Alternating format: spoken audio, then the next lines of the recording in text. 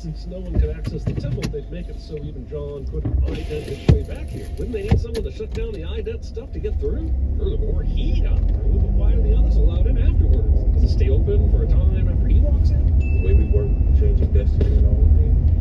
We're more like clergy than cops.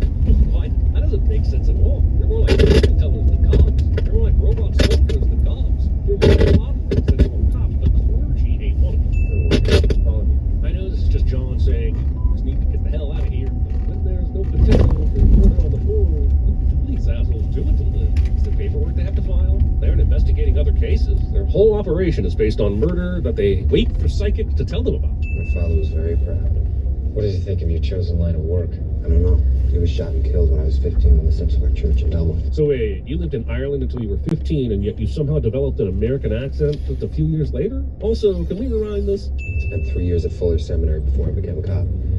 My father was very proud. So if your dad was killed when you were 15, how was he proud of your time at the seminary? You don't join a seminary before the age of 15, right? I feel like they took this color grade everything toward the grayscale and had tons of remnant light shadow edges on everything mandate, like 60% too far. Why is he still a John Doe?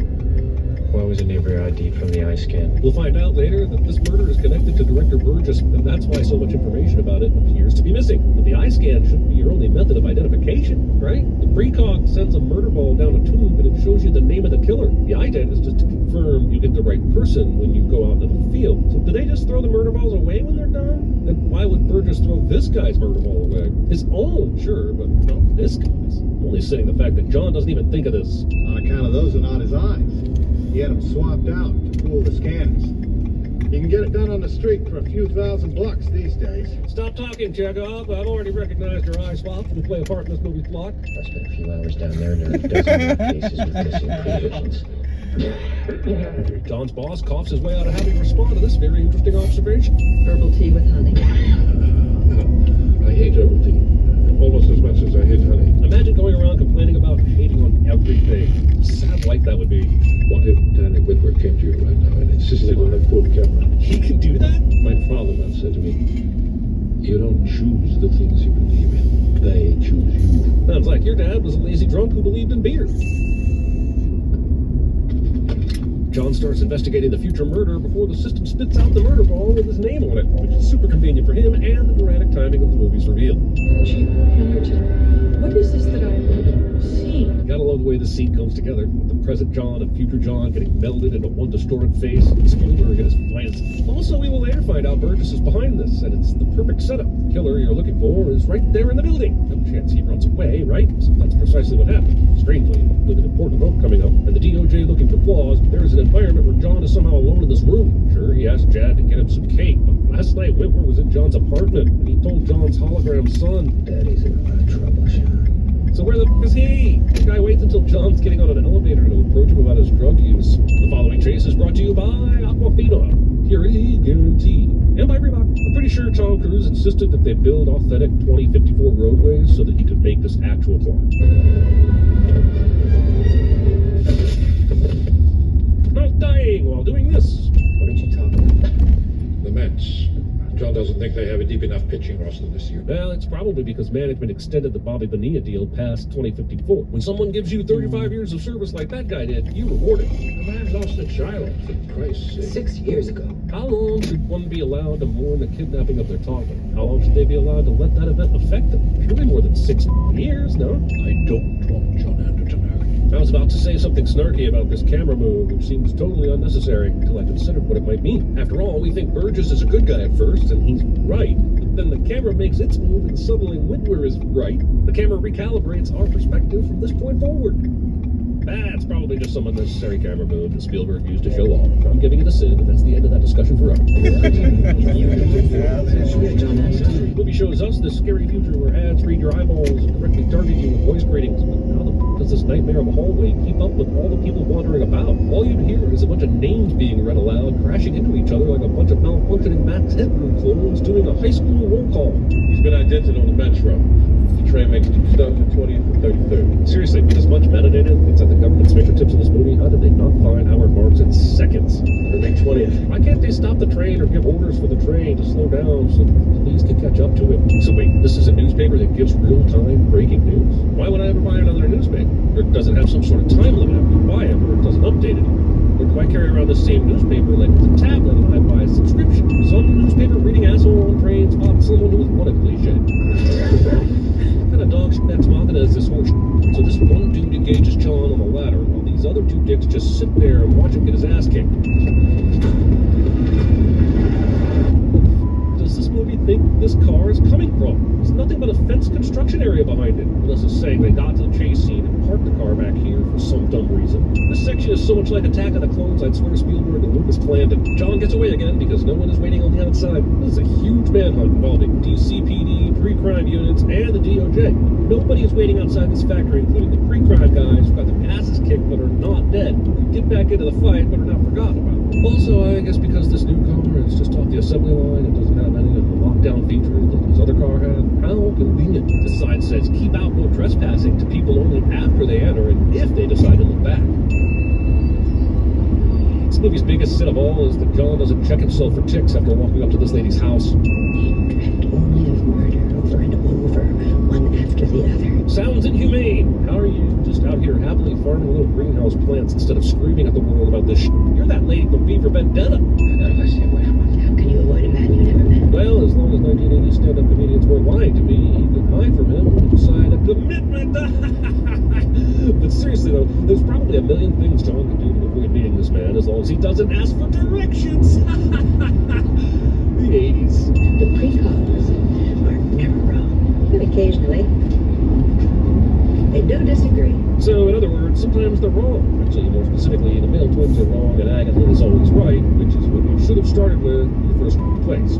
Because these minority reports are destroyed the instant they occur. That sounds illegal. Wait, roll credits. And this unidentified male out the window. But you can see through him. You can see the building across the street through the man you think is standing outside the window. How do you not realize this is a reflection? Damn cool. You know, just once I'd like Peter Stormare to play a normal dude who isn't skeezy or evil or gross, like a friendly neighbor. Regardless, it makes you cornbread sometimes. Why the f does Solomon stick John with this needle all creepy like? If it's anesthesia, then why can't he just tell John that? It's not like John told him he had a crippling fear of needles. Solomon doesn't try anything shady, so what's the point? You wouldn't break the hand of a violinist before the concert. I would if the violinist injected me with unknown chemicals from a surprise syringe. Here this doctor reveals to Anderton that Anderton put him in jail years ago because he set people on fire and filmed it, and then he just does the eye surgery, no big one. No hard feelings over the jail. No longer the kind of psycho that burns people alive. Super weird.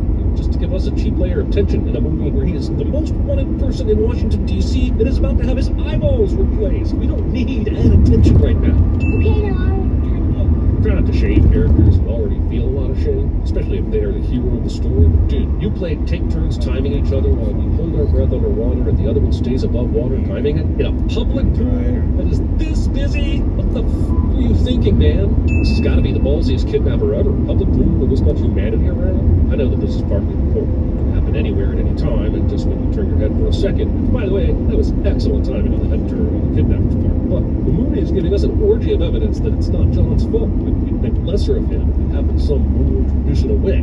Okay, where the f did all these people here to the right of John with their legs in the water come from? How did they all amble in here and get in position in 16 seconds? Also, I'm just gonna go ahead and call bullshit on this kidnapper getting away so easily when there are this many people walking around this pool. It's like a Katy Perry concert just got out in Vegas around here. How do you run through this crowd without seeing a disturbance of some sort rippling through it as some kidnapper tries to make it out of here? Sure, there is sandwich for you in fridge with milk, and there's rancid moldy 3-year-old sandwich in fridge with corresponding rancid moldy 3-year-old milk. Like, dude didn't even give John a fair chance here. Maybe that's revenge for putting him in prison. Maybe he might have the tiniest revenge boner for John putting him in prison years ago, but it's not like he knew he'd be here getting his eyes replaced today. I show 27 warm bodies. Pause it there. Look at her ginormous windshield. You see all the raindrops on it? Her windshield is easily 10 feet tall and 7 feet wide. My point is that without some kind of squeegee wiper situation set up, this windshield would be really hard to see through during the rain. It's raining right now. Fuck it looks cool and yada yada Spielberg. You think 4 spiders work before? Let's do 8. We gotta eat. Well, your whole arsenal of spiders. Why does it even matter? Why would you shortchange the amount of spiders you use? Does it cost the taxpayers more or something? Getting cock-blocked by electronic spiders is no longer a free experience specific to me. The spider scene is yet another great Spielberg sequence that rules so very hard. John first tries stuffing a towel under the door. That didn't stop the Red Roof Inn staff from smelling my weed, and it's probably not going to work here either.